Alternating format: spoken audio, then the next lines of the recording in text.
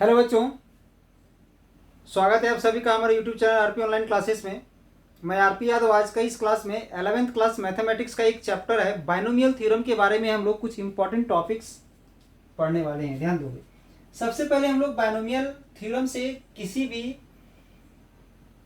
Power function को कैसे expand करते हैं वो देखेंगे।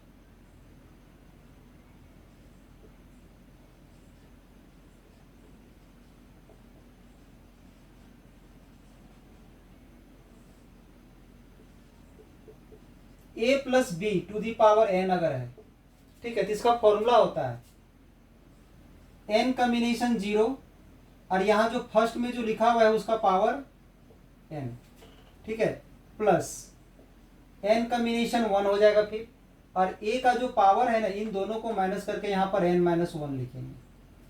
फिर यहाँ पर b का पावर इसका जो यहाँ नीचे जो है वो आ जाएगा प्लस n कॉम्बिनेशन 2।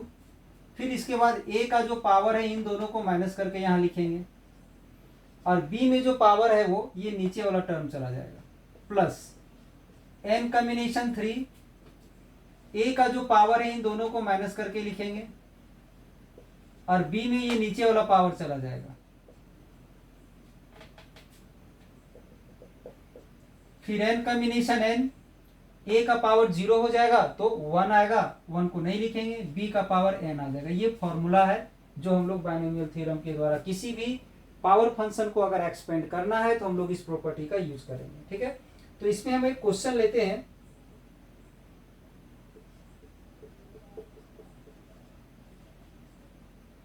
एक्सपेंड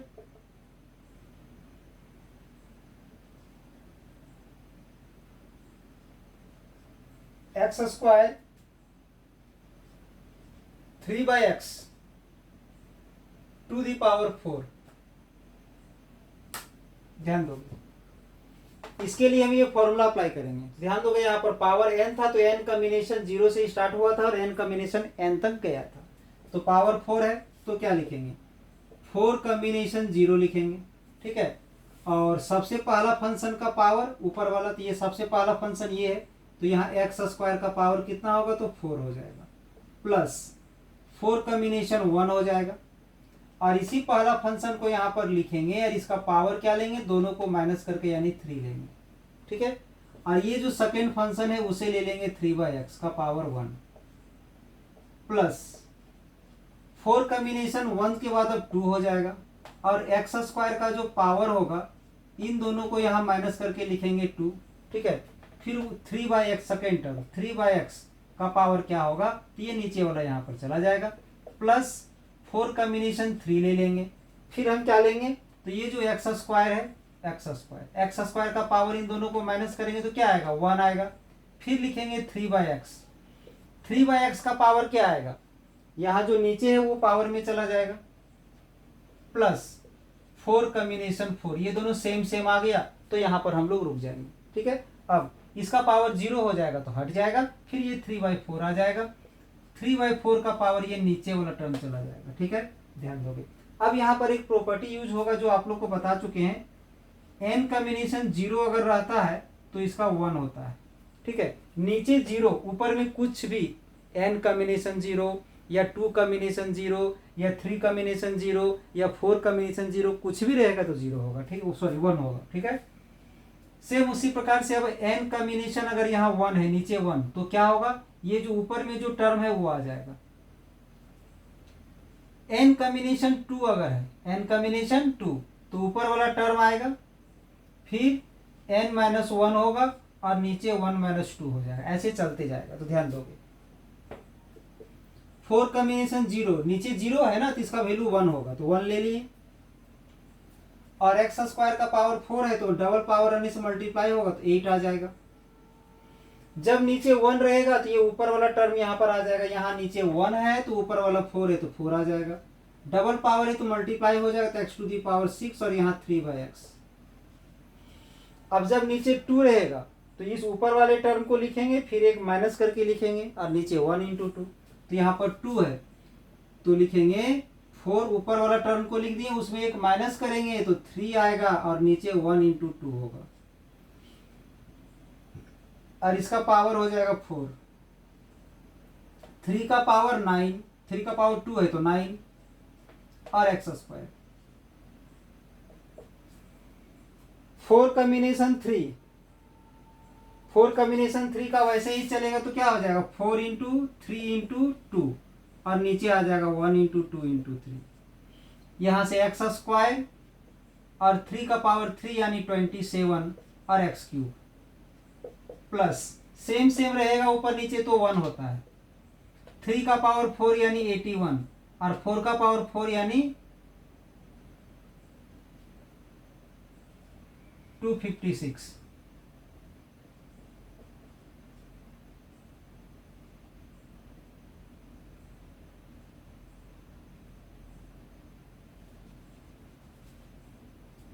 अब ध्यान दोगे यहां से x टू द पावर 8, 3 को 4 से मल्टीप्लाई करोगे तो 12 आएगा। x से ये कैंसिल होगा तो x to the power 5 plus इससे ये कैंसिल होगा तो 2 आएगा। इसको मल्टीप्लाई करोगे तो 6, 6 को 9 से मल्टीप्लाई करोगे 54। एक्स स्क्वायर से x to the power 4 cancel होगा तो एक्स स्क्वायर बचेगा। 3 से 3 कैंसिल हो गया, 2 से 2 कैंसिल हो गया।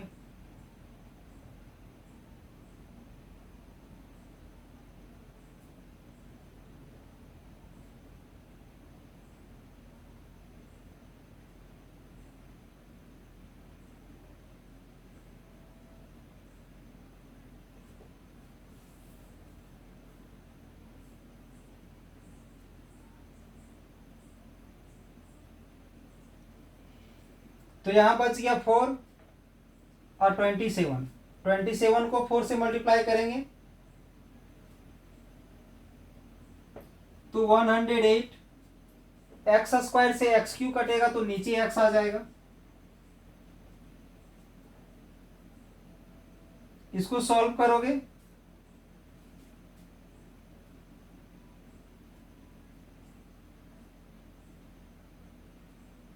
सॉल्व तो होगा नहीं, वैसे ही रह जाएगा।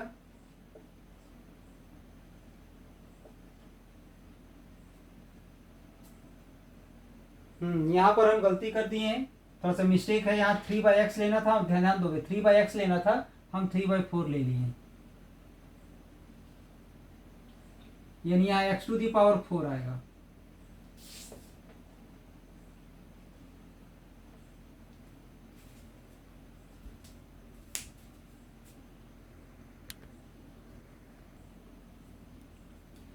अब अगर इसमें हमसे पूछा जाएगा कि नंबर ऑफ टर्म कितना होगा, थोड़ा सा ध्यान रखोगे। पावर कितना है 4, कितना है 4, तो इसमें number of term गिनोगे 1 2 3 4 5।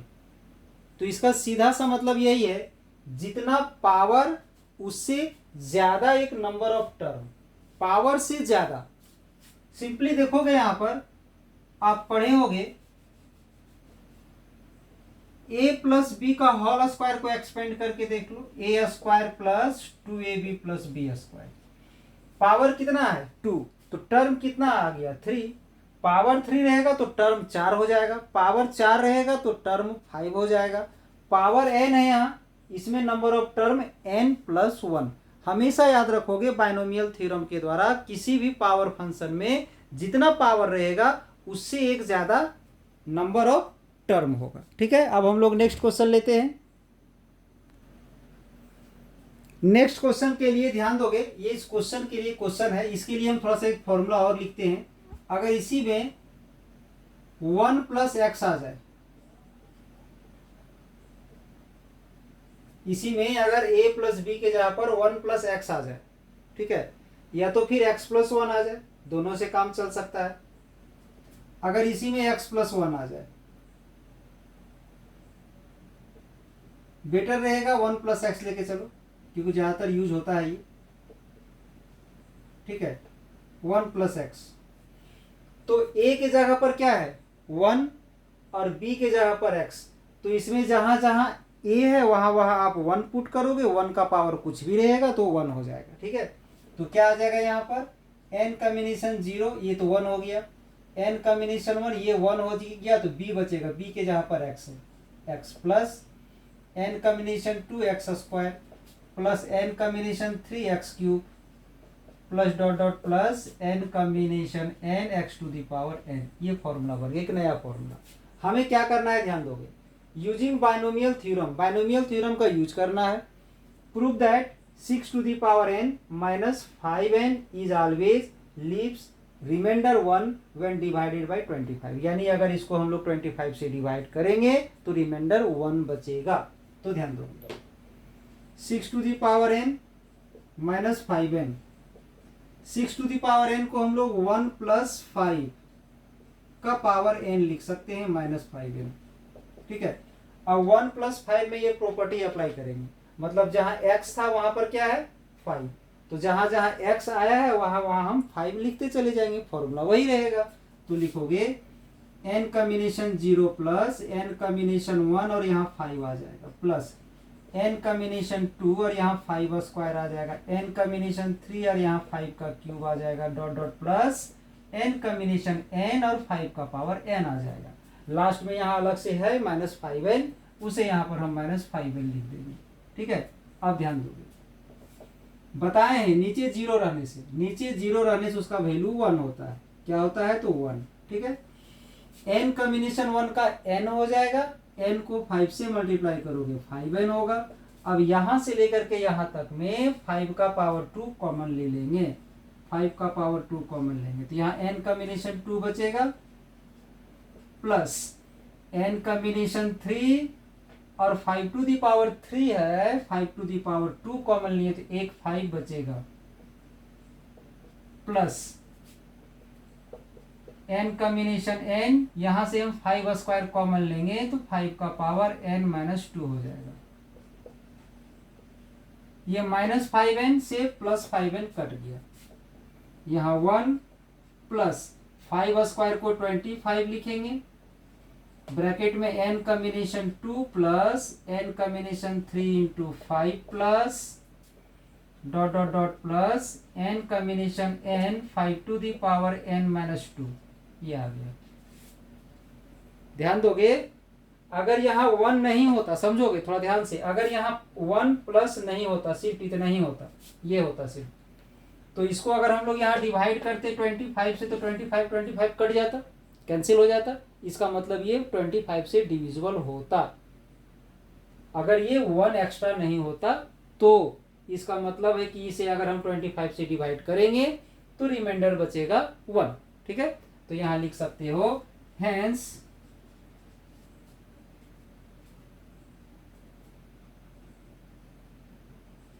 Six to the power n minus 5n is always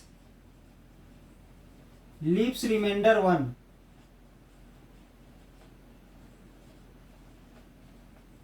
when divided by 25।